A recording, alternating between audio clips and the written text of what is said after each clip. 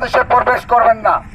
এবং শামশেরনগর বিএসএফকে বলছি, শামশেরনগর এলাকাবাসীকে বলছি, আপনারা জোরপূর্বক অবৈধ নাগরিক বাংলাদেশে প্রবেশ করাতে পারবেন না।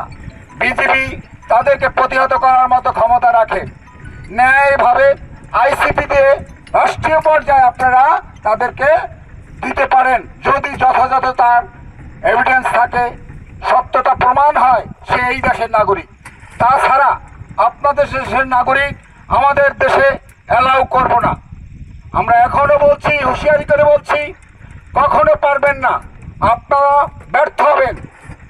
পুশিন করার চেষ্টা করলে সেই পুশিন আপনাদেরকে ব্যর্থ হতে হবে।